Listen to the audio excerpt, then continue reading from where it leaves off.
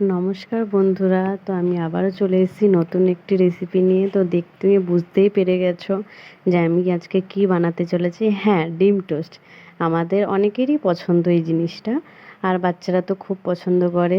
সকালে হোক চাই বিকেলে হোক, যখন ইচ্ছে খাওয়া যেতেই পারে।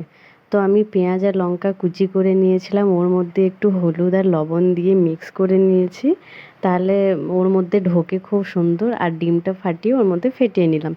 আর ব্রেডগুলোকে দেখতেই পাচ্ছ আমি পিস পিস করে নিয়েছি, যাতে ভাজতে একটু সুবিধা হয়। তাহলে একবারে আমি 3-4টে দিয়ে দিতে পারবো।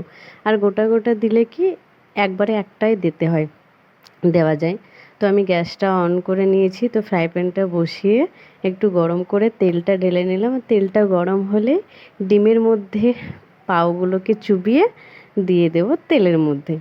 তো এপিট ওপিট ভালো করে ভাজা করে নেব, লাল লাল করে। যে একটু বেশি কড়া খেতে চায়, লাল লাল করে বা হালকা একটু ভেজে নিয়ে অনেকেই নামিয়ে নিয়ে খেতে পছন্দ করে, তো সে সেরকম করতে পারে। তো আমি একটু লাল লাল করে ভেজে নেব, আর তারপরে আমি সস দিয়ে খাবো। আর আমি সস বলতে আমি একটা চাটনি বানিয়ে রাখি সিজওয়ানের মতনই, তো ঠিক সিজওয়ান নয়। তো ওই চাটনিটা আমি সব সময়তে ফ্রিজে বানিয়ে রেখে দিই, একদিনকে ওটার রেসিপি দেবো তোমাদের, জানিও কেমন লাগবে। তো ওই রেসিপিটা দেবো, তো তোমরা অপেক্ষায় থাকো। তো এরকম চাটনিটা আমি করে রেখে দিই, তো মানে যা কিছু এরকম পকোড়া টাইপের করলে ওটার সঙ্গে খাওয়া হয়।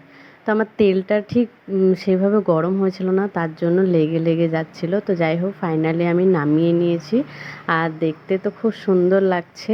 আর এখন আমি আর মেয়ে খাবো, যেহেতু তোমাদের দাদাভাই তো নেই, ডিউটি চলে গেছে। তো এটা আর কি মেয়ের জন্যই বানালাম। মেয়ে আর কি স্কুলে এগুলো নিয়ে যেতে ভালোবাসে, এখন তো স্কুল ছুটি। তো কেমন লাগলো জানিও। দেখা হচ্ছে নেক্সট ভিডিওতে। Thank you.